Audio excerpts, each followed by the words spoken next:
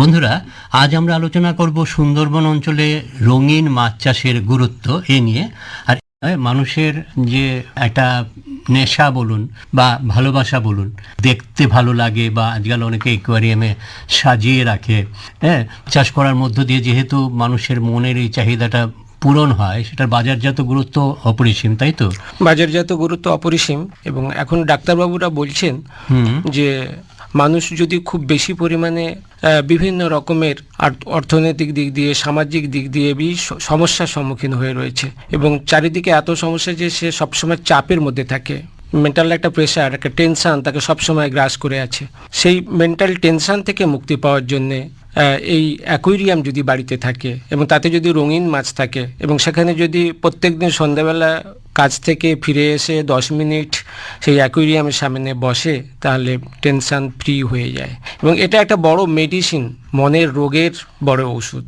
বাহ, রঙিন মাছ চাষের প্রয়োজনীয়তাটুকু একটু বুঝিয়ে বলুন। রঙিন মাছ চাষ বলতে গেলে শুধু যে রঙিন মাছ তা কিন্তু নয়। রঙিন মাছের সাথে যুক্ত আছে অ্যাকোয়ারিয়াম তৈরি করার জন্য আমাদেরকে সরকারের পক্ষ থেকে বিভিন্ন রকমের ট্রেনিং দেওয়া হয়। রঙিন মাছ চাষ, অ্যাকোয়ারিয়াম তৈরি। এই অ্যাকোয়ারিয়াম ছাড়া অ্যাকোয়ারিয়ামে সাজানোর জন্য বিভিন্ন রকমের ইকুইপমেন্টস থাকে। সেটা অক্সিজেন মিটার থাকে, ওখানে বিভিন্ন রকমের প্রাকৃতিক ভাবে বিভিন্ন রকমের জিনিস, যেমন নদী থেকে ভেসে যাওয়া কাঠ, ছোট্ট একটা গাছের ডাল, ছোট্ট একটা নুড়ি, স্রোতে ক্ষয়ে যাওয়া বিভিন্ন পাথর, সেগুলো খুব কালেক্ট করে নিয়ে আসে এবং ওই অ্যাকোয়ারিয়ামে সাজায়। এবং এগুলোর ওই জিনিসগুলোর বাজার দর কিন্তু ভীষণই বেশি। অনেক সময় দেখা গেছে একটা নুড়ি জলের স্রোতে ক্ষয়ে ক্ষয়ে এমন একটা ফিগার তৈরি করেছে যেটা খুবই চিত্তাকর্ষক। সেই জিনিস বাজার দর কিন্তু অপরিসীম এবং সেগুলোও কিন্তু যারা শৌখিন মানুষ তারা ঘরে নিয়ে এসে অ্যাকোয়ারিয়ামের মধ্যে সাজিয়ে রাখে। তাহলে বহু মানুষ আছে যারা এই নুড়ি, এই পাথর, এই বিভিন্ন রকমের গাছের গুঁড়ি সেগুলো সংগ্রহ করে নিয়ে আসে। বিশেষ করে নদীর চরে চরে তারা ঘুরতে থাকে, এগুলো কালেক্ট করে এবং এগুলোও কিন্তু অ্যাকোয়ারিয়াম অ্যাক্সেসরিজের মধ্যে ভীষণভাবে গুরুত্বপূর্ণ। এবং সেখানেও কিন্তু প্রচুর মানুষ আছে যারা প্রত্যক্ষভাবে না হলেও পরোক্ষভাবে এই রঙিন মাছের সাথে যুক্ত আছে। একটা জিনিস আপনার কাছে জানতে চাইব যে সুন্দরবন অঞ্চলের মানুষের কাছে এই রঙিন মাছ চাষের গ্রহণযোগ্যতাটা কীরকম? সুন্দরবন অঞ্চলের মানুষ যারা বাড়িতে থাকেন, যে সমস্ত মহিলারা, তারা দেখেছি খাল, বিল, পুকুর এইসব জায়গা থেকে মাছ সংগ্রহ করে। অনেক সময় দেখেছি যে নদীতে কুমির আছে, যে নদীতে কামট আছে, সেই নদীতে গিয়ে তারা মাছ ধরতে নামে। এবং ছাঁকনি জাল আছে, যে ছাঁকনি জাল দিয়ে আপনি দেখবেন সুন্দরবন অঞ্চলে যারা বেড়াতে গেছেন বা যারা তারা দেখেছেন যে ওখানে মেয়েরা কিভাবে কষ্টের মধ্যে ওই যেখানে আমরা কুমির দেখছি ঠিক তার পাশেই নেট টেনে টেনে নিয়ে যাচ্ছে এবং ওই নেটগুলোর থেকে তারা কিছু সিড, মাছের বাচ্চা কালেক্ট করে, বিশেষ করে বাগদা, পার্শে, ভাঙন, এই ধরনের কিছু বাচ্চা বা সিড কালেক্ট করে বাজারে বিক্রি করে এবং সেগুলো দিয়ে সংসার চালায়।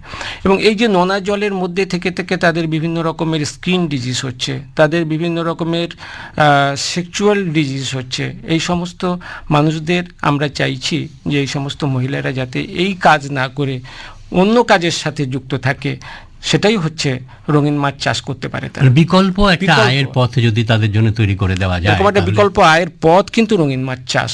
এবং সেটা করতে পারেন তারা, প্রচুর পরিমাণে মুদ্রাও তারা বা পয়সা উপার্জন করতে পারেন। কিভাবে রঙিন মাছ চাষ করা যেতে পারে? রঙিন মাছ চাষের আগে তাদেরকে ট্রেনিং দেওয়া হয়। কিছু রঙিন মাছ আছে যাদেরকে আমরা বিদেশ থেকে আমদানি করেছি। এই মাছগুলোকে কিভাবে প্রজনন করা যাবে তাদের জন্য ট্রেনিং হয়। এই ট্রেনিং কিন্তু সরকার থেকেও বিভিন্ন রকমের ট্রেনিং তাদের দেওয়া হয়। আচ্ছা, পশ্চিমবঙ্গ সরকারের মৎস্য দপ্তর আছে, মৎস্য দপ্তরের মাধ্যমে সেই ট্রেনিং হয়। সুন্দরবন উন্নয়ন পর্ষদ আছে, সেই উন্নয়ন পর্ষদের ট্রেনিং আছে, সেখানে থেকেও তাদেরকে এই রঙিন মাছের ট্রেনিং দেওয়া হয়। কিভাবে তারা চাষ করবে সেই ট্রেনিং দেওয়া হয়। কোন মাছ তারা প্রথম নেবে, সাধারণত আমরা তাদেরকে বলি যে ট্রেনিংয়ের সময় গাপ্পি, মলি, প্লাটি এই ধরনের মাছগুলোকে সিলেক্ট করতে, কারণ এই ধরনের মাছগুলো কিন্তু খুব তাড়াতাড়ি মরে যায় না। এই ধরনের মাছের প্রজনন খুব সহজসাধ্য এবং বিভিন্ন রকমের রোগ বা জীবাণু দ্বারা এই সমস্ত মাছ কিন্তু কোনো রকমের আক্রান্ত হয় না, হলেও খুব কম হয়। আমাদের মশা মারার জন্য সাধারণত দেখা যায় যে কামান দাগাতে হয় বা বিভিন্ন রকমের ইনসেকটিসাইডস ব্যবহার করতে হয়, সেগুলোতে পরিবেশের ক্ষতি তৈরি হয়। কিন্তু এই যে গাপ্পি, একটা জীব দিয়ে আর একটা জীবকে কন্ট্রোল করা, বায়ো কন্ট্রোল। বায়ো কন্ট্রোল, এই কন্ট্রোলে কিন্তু পরিবেশের উপরে কোনো রকমের কুপ্রভাব বিস্তার করে না। এবং সে গাপ্পি মাছ হচ্ছে এমনই একটি মাছ যে মাছ এই কাজটা করে থাকে। সেই জন্য অনেক সময় মিউনিসিপ্যালিটি বা কর্পোরেশন থেকেও কিন্তু গাপ্পির অর্ডার দেয়। আচ্ছা। এবং এই গাপ্পিগুলো যদি আমাদের এই সুন্দরবন অঞ্চলের মহিলারা, তাদেরকে কিন্তু একটা অন্য পথের সন্ধান দেখাতে পারা যাবে, যে পথে তারা আরও কিছু উপার্জন করতে পারবে এবং স্বনির্ভর হতে পারবে। তো এই রঙিন মাছ চাষের ক্ষেত্রে মহিলাদের উৎসাহ বাড়ানোর জন্য মানে কি করা উচিত? সাধারণত আমরা প্রত্যেকটা ব্লকে যেটা করেছি, ব্লকে যে সমস্ত গ্রুপ আছে সেই সমস্ত গ্রুপদের সাথে, আমি মহিলা গ্রুপদের সাথে আমরা আলোচনা করি, তাদেরকে বলি যে আমাদের যে ট্রেনিংগুলো হবে সেই ট্রেনিংগুলো তোমরা নাও। ট্রেনিংয়ের দুটো পার্ট থাকে, একটা হচ্ছে যে ট্রেনিং দিয়ে তাদেরকে শুধু ছেড়ে দেওয়া হয় না, একটা ইঞ্জিনিয়ারিং পার্ট থাকে যে পার্টে তাদের একটা চৌবাচ্চা করে দিতে হয়।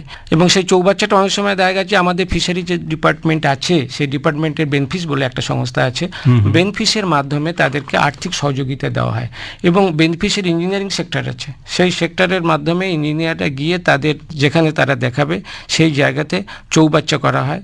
সেই চৌবাচ্চা কত বাই কত হবে, তার ডেপথ কত হবে, সেগুলো কিন্তু ট্রেনিংয়ের সময় যেরকম বলা হয় তেমনি আমাদের ইঞ্জিনিয়াররা গিয়ে তাদের বাড়িতে তৈরি করে দেয়। এবং এই জিনিসটা, এই সেট আপটার জন্য কিন্তু গভর্নমেন্ট কোনো পয়সা নেয় না, বেনিফিশিয়ারি সিলেকশন করেই এই কাজটা করা হয়। একটা জিনিস থাকলো যেটা হচ্ছে যে অর্থ কিছু তাদের হাতে দিতে হবে, নাহলে তারা ব্যবসাটা শুরু করবে কি করে, সেই অর্থটাও কিন্তু বেনিফিসের মাধ্যমে তাদের কাছে পৌঁছায়। সেটা কিছু থাকে ব্যাংকের লোন থাকে, কিছু ওন কন্ট্রিবিউশন থাকে, যে ফার্মার্স করবেন তারও কিছু ওন কন্ট্রিবিউশন থাকে, আর সাবসিডি থাকে গভর্নমেন্টের। এই সাবসিডি কিন্তু দু রকমের আছে, একটা হচ্ছে জেনারেল যারা করবেন, জেনারেল কাস্টের যারা আছে তাদের জন্য একটা সাবসিডি আছে, SC ST তাদের জন্য অনেক বেশি সাবসিডি আছে। এবং দেখা গেছে এই অঞ্চলের মানুষেরা অধিকাংশ কিন্তু এই কমিউনিটিভুক্ত। অতএব যারা আজকের অন্য পেশার সাথে যুক্ত, বিশেষ করে মাছ ধরে যাদের জীবিকা নির্বাহ করতে হয়, তারা কিন্তু এই রঙিন মাছের ট্রেনিংয়ে নিতে পারে এবং সরকারি সহযোগিতায় অংশগ্রহণ করতে পারে। আচ্ছা, এই যে ট্রেনিংয়ের কথা আপনি বলছেন, সত্যিই তো মানে নতুন একটা কিছু করার আগে যদি তার প্রশিক্ষণ না থাকে তাহলে তো সেই কাজটা শুরু করতেই পারবে না। তো এই প্রশিক্ষণ নেওয়ার জন্য কি ধরনের যোগ্যতা প্রয়োজন?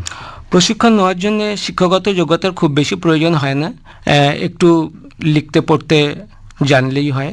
আমরা তাদের যখন ট্রেনিং দেই তখন তো কিছু বইপত্রও দেওয়া হয়, বাংলায় লেখা বইপত্র দেওয়া হয়, যাতে তারা পরে আরও দেখে নিতে পারবে। তারপরে তাদেরকে ট্রেনিংয়ের একটা পার্ট থাকে, হাতে কলমে যারা কাজ করছে তাদের কাছে নিয়ে যাওয়া হয়, ফিল্ড ভিজিটে নিয়ে যাওয়া হয়। এবং ফিল্ড ভিজিটে নিয়ে গিয়ে যারা কাজ করছে তাদের কাছে দেখানো হয় কিভাবে তারা ব্রিড করাচ্ছে, মানে প্রজনন করাচ্ছে এবং কোন মাছের করাচ্ছে, এবং সেই যে জায়গাটাতে করাচ্ছে তার পরিবেশ কেমন, সূর্যের আলো সরাসরি যাতে না পড়ে তার জন্য সেট করে দেওয়া থাকে, বা গাছ থাকে যেখানে একটু ছায়াযুক্ত গাছ, একটু ঠান্ডা থাকবে এরকম জায়গা বা সেট করে নিতে হবে। এবং চৌবাচ্চাগুলোর ধরন কেমন, তার কত বাই কত হবে, এই সব কিছু আর কি তাদেরকে বলে দেওয়া হয়। এবং শুধু যে রঙিন মাছের এইটা করে দিয়েই ছেড়ে দেওয়া হয় তা না, রঙিন মাছটা থাকবে যে জায়গায়, সেই অ্যাকুয়ারিয়াম বাজার দর খুবই ভালো, বিভিন্ন রকমের অ্যাকুয়ারিয়াম আছে। কিন্তু সবচেয়ে দুঃখের কথা যে আমাদের সেই অ্যাকুয়ারিয়াম তৈরির বড় কোনো ফ্যাক্টরি নেই। আমাদের মহিলারাও বাড়িতে বসে যে অ্যাকুয়ারিয়াম তৈরি করে সেই অ্যাকুয়ারিয়াম কিন্তু বাজারে কোথায় বিক্রি হবে অনেক সময় জানে না, কিন্তু এর বাজার দর প্রচুর পরিমাণে আছে। আজকের বাইরে থেকে প্রচুর অ্যাকুয়ারিয়াম এবং তার অ্যাক্সেসরিজ আসছে, বিশেষ করে চীন থেকে, থাইল্যান্ড থেকে, সেই বাজার থেকে প্রচুর পরিমাণে অ্যাক্সেসরিজ আসছে। সারা ভারতবর্ষ সেখানে তারা ব্যবসা করছে, কিন্তু আমরা এই ব্যবসাটা করতে পারি এবং এখানে বসেই করতে পারি। আমাদের বড় বাজার রয়েছে, যে বাজারে কিন্তু এগুলোর খুবই অর্থনৈতিক গুরুত্ব আছে। এই যে ট্রেনিংগুলো আপনি দিয়ে থাকেন, বলছেন আপনারা দিয়ে থাকেন যে ট্রেনিংগুলো, এই ট্রেনিংগুলো মূলত কদিনের হয়? এই ট্রেনিংগুলো 5 দিন আছে, 10 দিন আছে। এগুলো সবটাই গভর্নমেন্টের খরচে হয়, এখানে কোনো খরচ তো লাগেই না। উপরন্তু তাদের থাকার ব্যবস্থা আছে, খাওয়ার ব্যবস্থা আছে, এবং ট্রেনিংয়ের পরেও তাদের সকল রকম সরকারি সহযোগিতা তাদেরকে করা হয়। কিন্তু যে কিভাবে উনি কাজটা শুরু করবেন, কাজটা শুরু করার পরে মাছের যখন উৎপাদন হবে, সেই উৎপাদিত মাছ কোথায় নিয়ে গিয়ে সে বিক্রি করবে, সেই বাজার কোথায়। আমরা একটা ক্লাস্টারে সাধারণত করতে চাই, 10 জন বা 12 জনের যে গ্রুপ থাকে সেই গ্রুপকে আমরা ইনভলভ করাই এর মধ্যে, যে গ্রুপে সবাই এসো, তা সবাইকে একসাথে ট্রেনিং দেওয়া হবে। এবং সবাই তো কাছাকাছি একটা পাড়ায় বা একটা জায়গায় বা একটা অল্প দূরত্বে একটা জায়গাতেই তারা বসবাস চাষাবাস করে, যার ফলে তাদের উৎপাদনটা একজন কেউ গেল গিয়ে উৎপাদন সমস্তটাই তারা পারচেস কিনে নিল, নিয়ে তারা চলে গেল। যে বাজারের জন্য যে বাইরে কোথাও যেতে হবে তা না, বাজার তার বাড়িতেই উঠোনে চলে যাবে। আচ্ছা, তাকে শুধু উৎপাদনটা করতে হবে। এই মাছ যেরকম আছে বাজারে, আর একটা জিনিস আছে, এগুলো হচ্ছে বাইরে থেকে আসা মাছ। আমাদের ভারতবর্ষে বিশেষ করে পশ্চিমবঙ্গে, বিশেষ করে সুন্দরবন অঞ্চলে কিছু মাছ আছে যে মাছগুলোকে আমরা খাই না, কিন্তু যে মাছগুলোর অর্নামেন্টাল গুরুত্ব ভীষণভাবে, মানে রঙিন মাছ হিসেবে ভারতবর্ষের বাইরে তাদের ভীষণ চাহিদা। সেইগুলো তো প্রজনন করা সেইগুলো প্রজনন করার আগে সেগুলো আমরা খাল বিলে যখন মাছ ধরতে যাই সেগুলো কিন্তু আমরা ধরি, কিন্তু ধরার পরে সেগুলোকে ডিস্ট্রয় করে দিই, সেগুলোকে নষ্ট করে দিই, যেহেতু সেগুলো খাওয়ার যোগ্য না সেগুলোকে উপরে নিয়ে এসে ছুঁড়ে ফেলে দিই, যে ওগুলো তো খায় না, ও কাকে বকে খায়। কাকে বকে খাওয়া মাছ, কিন্তু সেগুলোর অর্থনৈতিক গুরুত্ব অপরিসীম এই রঙিন মাছের ক্ষেত্রে। সেগুলো হচ্ছে তিতপুটি, ফলুই, রসবড়া বলে একটা আছে, মৌরলা মাছ তো আমরা যে মাছ খাই সেটা আমরা জানি। দাঁড়কে বলে একটা মাছ আছে যেটা খায় না, কাকে খায়, বকে খায়, এছাড়া কেউ খায় না, কিন্তু তারও বাজার দর অপরিসীম। খোলসে আছে, চাঁদা আছে, কাকলে আছে, পাকাল আছে, আর আছে কল্পা বলে একটা মাছ আছে যেটা হচ্ছে ওই শোল চ্যাং যেরকম দেখতে, ঠিক সেরকম দেখতে, মাথাটা খানিকটা সাপের মতো, স্নেক হেড, এবং এটারও বিশ্বের বাজারে ভীষণ চাহিদা, ভারতবর্ষের বাইরে চলে যাচ্ছে এই মাছটা। আর সুন্দরবন অঞ্চলে মিষ্টি জলে একটা চিংড়ি আছে, আপনিও হয়তো দেখে থাকবেন, এবং চাষি বন্ধুরা তো জানেই একদম, যারা বিশেষ করে খালে এবং পুকুরে মাছ ধরে, সবুজ রঙের দেখতে ছোট্ট চিংড়ি, সবুজ রঙের দেখতে। এবং এই চিংড়িটা $2 থেকে $5 পর্যন্ত এর দাম, মানে এখন বুঝতে পারছেন $1 দাম কত, মানে একটা চিংড়ির দাম এত। এটাকে যদি আমরা ধরে এটাকে অক্সিজেন দিয়ে প্যাকেজিং করে এটাকেও যদি আমরা বাজারে তুলতে পারি, প্রচুর পরিমাণে আয় হবে। এটাতে একটা জিনিস করা যেতে পারে, এই মাছগুলো কিন্তু অধিকাংশ হারিয়ে যাওয়া মাছ, মানে এগুলো যে বাজার আমাদের খালে বিলে প্রচুর পরিমাণে একসময় ছিল, কিন্তু আস্তে আস্তে কমে যাচ্ছে। আমরা যদি এগুলোকে কালেক্ট করে যদি বাজারজাত করি তাহলে কিন্তু আস্তে আস্তে হারিয়ে যাবে। এগুলো একটা স্যাংচুয়ারি করতে হবে, এগুলোকে একটা সংরক্ষণ করতে হবে। দুই হচ্ছে সংরক্ষণ করার পরে এগুলোকে ব্রিডিং করতে হবে। তা আমাদের যখন ট্রেনিং চলতে থাকবে তখন কিন্তু আমরা এটাও শেখাই যে এই মাছগুলোকে কিভাবে ব্রিড করা যাবে, ব্রিড করে সেই মাছগুলোকে আমরা বিক্রি করব। কালেক্ট আমরা করতে না বলি যে প্রকৃতি থেকে কালেক্ট করলে প্রকৃতির ভাড়া শূন্য হয়ে যাবে, তাহলে সেটা না করে এই মাছগুলো কালেক্ট করে এখান থেকে ব্রিডিং করে এই দেশীয় মাছগুলোকেও যদি আমরা বাজারজাত করি তাহলে আমাদের ভারতবর্ষের বাইরে কিন্তু ভীষণ ভীষণ চাহিদা আছে, প্রচুর পরিমাণে বিদেশি মুদ্রা অর্জন করা যাবে। তাহলে আপনি বলছেন যে সুন্দরবন অঞ্চলে রঙিন মাছ চাষের একটা ভীষণ রকম সুযোগ রয়ে গেছে, সম্ভাবনা রয়ে গেছে, উজ্জ্বল সম্ভাবনা। সেটাকে যদি কি কাজে লাগানো যায় তাহলে গ্রামীণ অর্থনীতি অনেকটাই উপরে উঠে আসবে। এইটা করতে গিয়ে তো বাইরে ছুটতে হবে না। যে মহিলারা রান্না করছে, বাড়িতে আছে, বাড়ির কাজ করছে, চার সাথে উঠোনে 3টে চৌবাচ্চা করা আছে, যে চৌবাচ্চাতে তারা এই রঙিন মাছের চাষ করতে পারলো, যে রঙিন মাছগুলোকে তারা বাজারে বাড়িতে এসেই সেই মাছগুলোকে কিনে নিয়ে চলে গেল, তারা বাড়িতে বসেই 2 পয়সা আয় করতে পারবে। যেরকম হাঁস, মুরগি, ছাগল তারা পুষে পয়সা আয় করে, ঠিক তেমনিভাবেই এই রঙিন মাছ চাষ করেও কিন্তু তারা বাজার থেকে প্রচুর পরিমাণে পয়সা আয় করতে পারবে। এবং আজকের ছাগল, মুরগি বা অন্য যে চাষ করে যে পয়সা আয় করছে তার চেয়ে অনেক অনেক বেশি পয়সা আয় করতে পারবে, এবং অনেক কম কষ্টে, অনেক কম খরচে।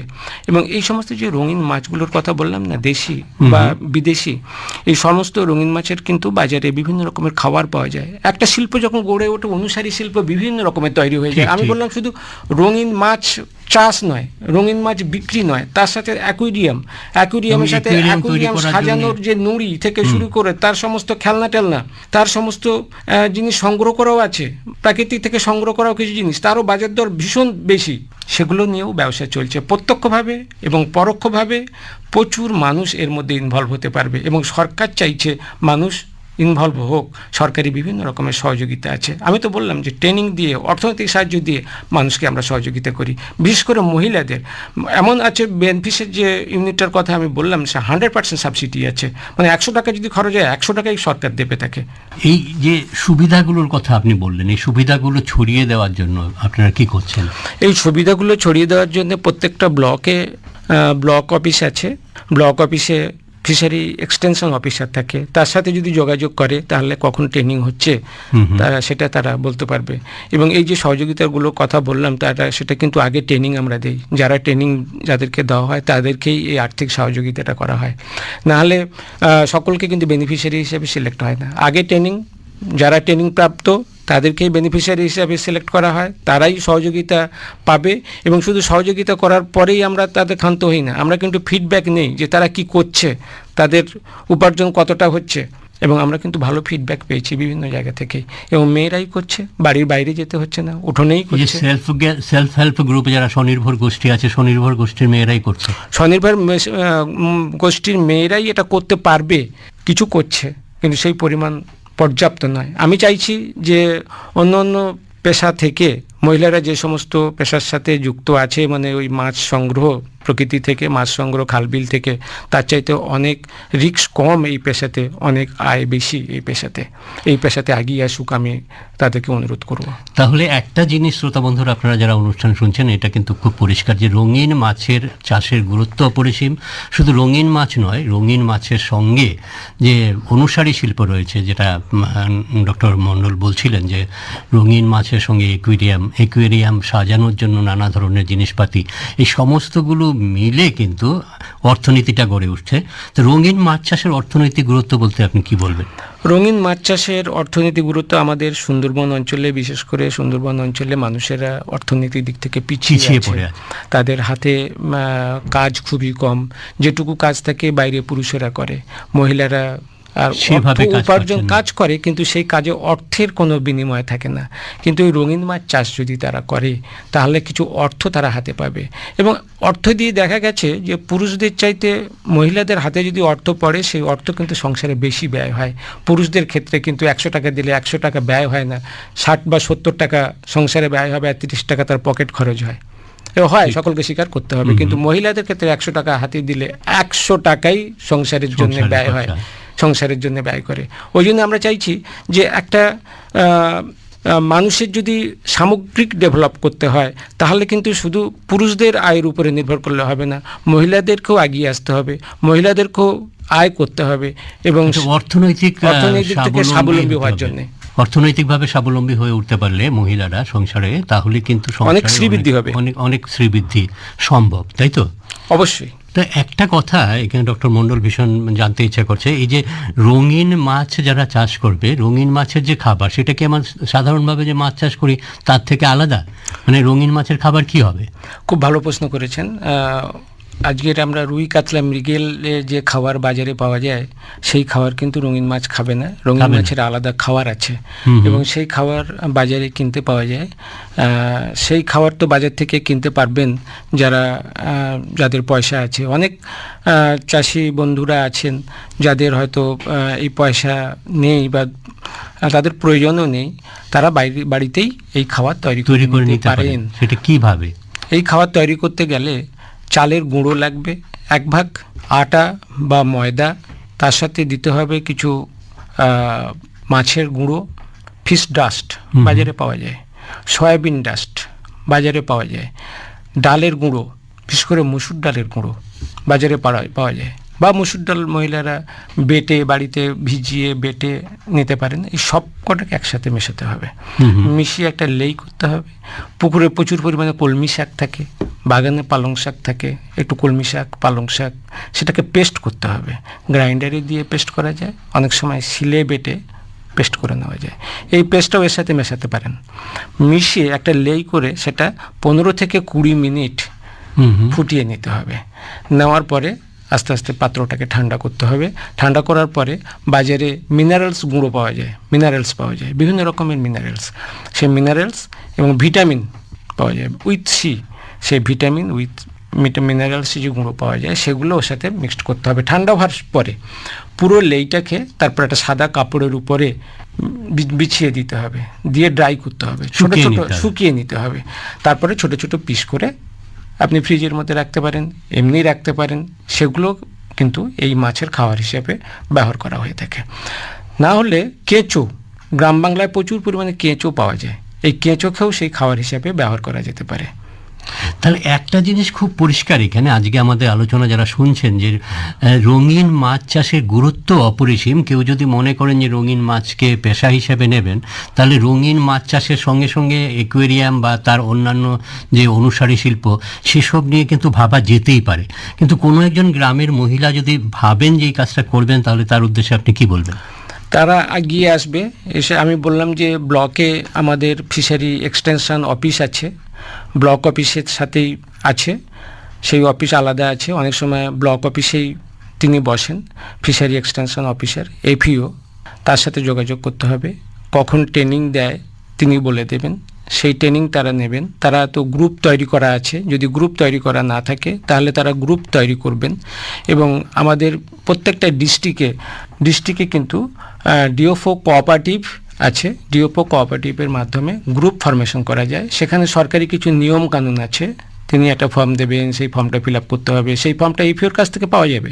সেগুলো নিয়ে ফিল আপ করে গভর্নমেন্টের কাছে জমা দিলে গভর্নমেন্ট একটা তাকে রেজিস্ট্রেশন দেবে, মানে রেজিস্টার্ড হয়ে গেল। মিনিমাম 10 জন মহিলা লাগবে, নিয়ে এই গ্রুপ তৈরি করা যাবে। এই গ্রুপ তৈরি করার পরে এবারে সে এফিওর সাথে যোগাযোগ রাখলে যখন ট্রেনিং হবে তখন সে ট্রেনিং নেবে। এবং ট্রেনিং নেওয়া হয় সাধারণত পৈলানে, বা অনেক সময় সেই ব্লকেও ট্রেনিং দেওয়া হয়, বা আমাদের যে ডিস্ট্রিক্ট অফিস আছে, ডিস্ট্রিক্টে সুন্দরবন উন্নয়ন দপ্তরের অফিস আছে, সেই উন্নয়ন দপ্তরের অফিসেও তাদেরকে ট্রেনিং দেওয়া হয়। এবং ট্রেনিং দেওয়ার পরে যে আর্থিক সাহায্য, সেই সাহায্যও আমরা তাদেরকে করি। এবং তারা পরপর আস্তে আস্তে স্টেপ বাই স্টেপ উঠতে পারবে, এবং সমস্ত সহযোগিতাটা, সরকারি সহযোগিতাটা তারা পাবে। তাহলে আজকে যারা অনুষ্ঠান শুনছিলেন শ্রোতা বন্ধুরা, আপনারা জানতে পারলেন যে রঙিন মাছ চাষের গুরুত্ব সম্পর্কে এবং কিভাবে আপনারা রঙিন মাছ চাষ করে স্বনির্ভর হয়ে উঠতে পারেন।